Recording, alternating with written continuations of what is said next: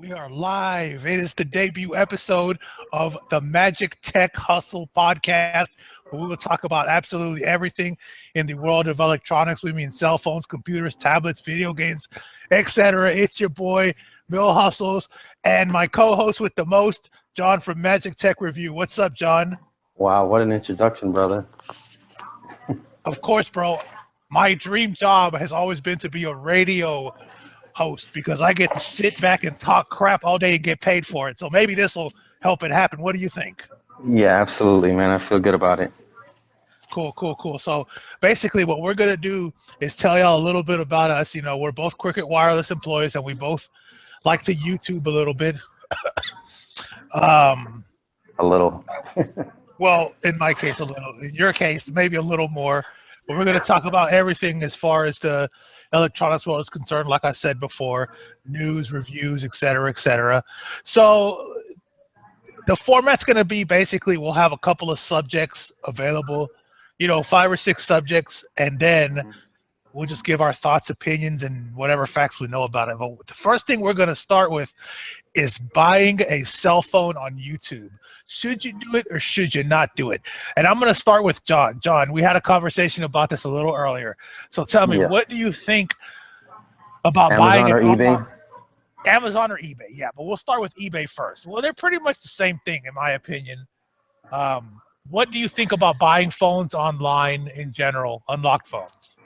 All right, unlocked phones. Okay, so if we're talking about like Posh Mobile or things like that, like Blue phones, you don't get the same, guarantees, warranties, customer service, stuff like that you do in person. You have to wait for a long time. You don't know where you're getting it from.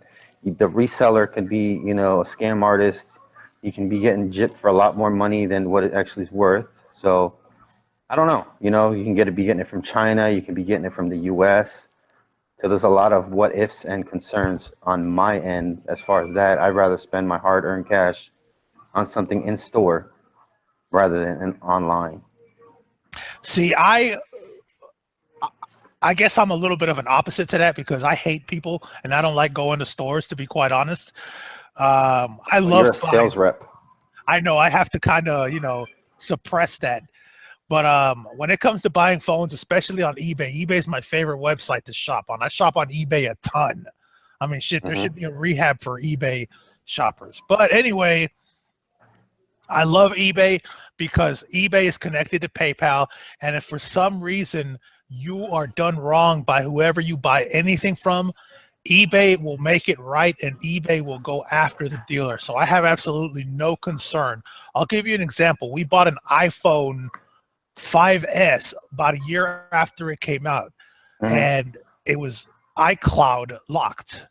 And we couldn't get past the iCloud. We tried going through Apple, so we filed a dispute on eBay, and eBay gave us our money back. We did have to send the device back to the dealer because the dealer completely ignored us. But we got our money back, and eBay went after the dealer, and most likely whoever the jack-off was that sold the phone can't sell on eBay no more. Okay, I get that, but let's say like you buy on cricketwireless.com, or if you buy on boostmobile.com, you get the phone. Let's say it's a dead-on arrival phone. And even in store, it happens that sometimes you open up a box, the phone is just not working correctly. Instead of just throwing that one in the back and giving the customer a new one, now you have to wait. You have to send it back, and it has to be within the 7 days, or else you're screwed up and you're waiting a long time without a phone. Oh yeah, there's always a downside to shopping online. You have to wait as opposed to going to a brick and mortar and just walking right in and being taken care of. And sometimes you do have to wait a little bit at a brick and mortar, but not as long as you would shopping online. I totally get that. You're right about that. But at the same time, I don't worry about getting scammed on eBay or anything like that because they have excellent buyer protection. So I guess, it just depends on what view you come from. And then the blue phones, and then, you never really know what you're getting, your blue phone that has 3 gigabytes of RAM and all this memory and all this, they're not optimized as well as, LGs and ZTEs and Alcatels, yeah, they might have the better specs, but they might not be optimized, and they might just be throwing things together that are not really well, go together cohesively. So you might, on specs and paper, it might be a better phone, but at the end of the day, you end up with something with, just a sloppy mess that either overheats or, takes too much RAM, and that's wasted specs, in my opinion. Sure, sure. Okay, so now that we've covered that subject, let's go to subject number 2. T-Mobile raises unlimited data plans. They were $75 a month. The One Plus plan, I believe, is what it's called. It was $85 before, it dropped to $75, and now it's back up to $80. Okay, we work for Cricket Wireless, like I said before, and our thoughts and opinions have nothing to do with Cricket Wireless. Let's just get that out there, okay? And we're not sponsored by Cricket Wireless either. We're not sponsored. We're not paid by Cricket at all, but we do love where we work at. But as far as T-Mobile goes, guys, you should definitely, if you're paying $80 a month for unlimited data, you might as well, if you're going to stick to that price range, you might as well go to Verizon and get their unlimited data plan. Or you can come visit us at Cricket Wireless and only pay $60 a month for better coverage than T-Mobile. I can go in on T-Mobile all the time. I can go in on them and crap on them because it's a hobby, but I'm not going to do that. What do you think, John? I'm going to be devil's advocate, I guess, and play against Cricket or play against, whatever. But T-Mobile, yes, their coverage is very spotty and very, inconsistent. But if you do live in a coverage area that does cover you very well, your download speeds and upload speeds are going to be tremendously fast. I always tell people that T-Mobile is better in areas, metropolitan areas. That's the word I was looking for. Right. And, like in my case, I cannot use T-Mobile at my house. Just coverage is just not there. It jumps from 2G to 4G to 4G LTE. And we were kind of talking about this earlier, the 4G LTE dance. Oh, we'll definitely get that on your next live stream. There's a new song coming out called the 4G Dance, and it's dedicated to T-Mobile and Metro PCS. But we'll save that for later on.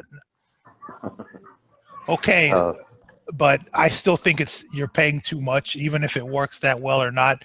When you have Cricket Wireless, who's owned by AT&T, has better coverage than Metro PCS and T-Mobile, and you pay $20 less a month for unlimited data.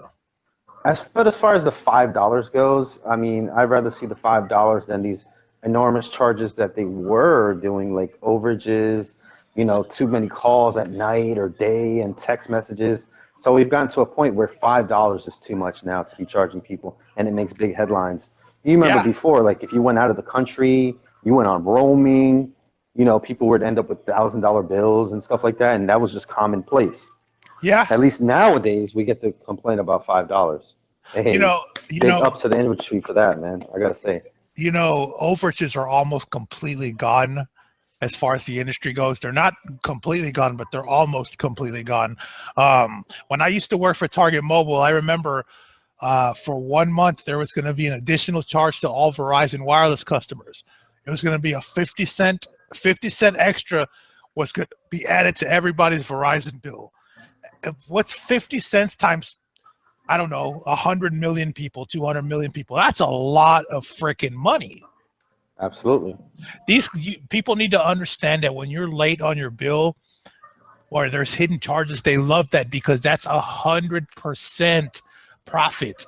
The margin is 100%. There's no loss. They can make up a charge and make millions of dollars in a month. It might be small to you, but it's huge to them because of the number of subscribers they have. True. That's very, very true. Yeah. Okay, so next subject. It's confirmed. I said it 3 or 4 months ago. You've covered it on your show. We're getting an SNES Classic. Now, what I want to talk about, John, is not exactly the specs, the games, because anybody can look that up. I want to talk about last year when the NES Classic came out and the insane demand and all the rants that people were posting because of Nintendo, being some scumbags when it came to distribution of it. Please. Yeah, they don't even know, half probably the problems. and the logistics of, coming out with a system like that and pounding them out in the factory and trying to get the cost down and, the right chips and everything like that. And they say that they, under manufacturer, but who's to say that people are going to actually buy all these systems? They didn't know. I mean, granted, maybe Nintendo does do a little bit of that, but I think with the SNES, they're going to improve it, and they have said that they are going to improve it. So they have to, because when the SNES came out, that was such a craze. It was just, my goodness. That system was one of the best-selling systems of all time, top 5. The demand for that's going to be much, much higher than the NES Classic. I can almost guarantee it. So Nintendo has to get on their P's and Q's for that. I remember when I bought my Nintendo, my Nintendo, the SNES had already been out for a year or two. My mom walked into the room and said, "Hey, you know what? We're going to return your NES." I'm like, "Why?" "Because we're going to get you a Super Nintendo." It said, "They're on special, so we're going to go get you one." I did not regret that ever since. But the NES Classic, as a retail employee, we got nonstop calls, nonstop walk-ins, people trying to shiest us, people saying, "Hey, how many do you have? I want them all." And hey, that's good though. It's a retail driver, Oh, absolutely. But you know what? The thing that people don't realize is that, a lot of us as kids used to play these games. Right now, we actually had disposable income. Like back then, we were playing Nintendo, SNES. We used to have to use our allowance and, scrap up, maybe cut some yards or cut some grass or, do whatever, plow driveways, beg your parents. Get straight A's. Yeah, exactly. Now, we can plop all the money down we want on, what we didn't have. So maybe somebody didn't have an SNES. Maybe they had to, borrow their cousins or go over to their, I don't know, uncle's house and play the SNES. Now they can have one of their own for only $80, Yeah, well, the point what I was trying to get at is being a retail employee, whenever there's an item that hot, I mean, at the same time, Hatchimals, whatever the hell they were called, were equally as hot. People would ask for each item. It almost sounded like a script. But a good thing that happened was we had an abundance of the Genesis plugin and the Atari plugin. So when people couldn't get the NES Classic, they started buying those out as well. So there was a few positives. Hey, what's to say some employee didn't say, "Oh yeah, we got like a couple left," even though you didn't have any left, You have to drive them into the store. Yeah, and then, "Oh yeah, we can't hold them for you, but yeah, we got a couple left. I don't know if they'll be here when you get there." There you don't go. Even have any. There you go. That's about it. Okay, so that was our first episode. This is our pilot, or maybe a test, so to say. But this is the Magic Tech Hustle podcast, and we'll be covering different subjects like that. And as we learn how to use the software we're recording on and do the editing, the show will get better and better. We guarantee it. We'll try to do this once a week, whatever. Our schedules can be a little different. But this is Mill Hustles. You can follow me everywhere at MILHUSTLES. Make sure you subscribe to Magic Tech Review. That's where you're listening to this podcast on. Magic Tech, where can they follow you on social media? Jesus, I have everything, dude. Just Magic Tech Review everywhere. Just follow me everywhere. I have everything. Yep, and we'll post the links at the bottom of the video as well. So we appreciate the support, people. Make sure you like, subscribe, share, comment, all that good stuff. It helps us out. And y'all have a great day. Peace. Peace out, guys.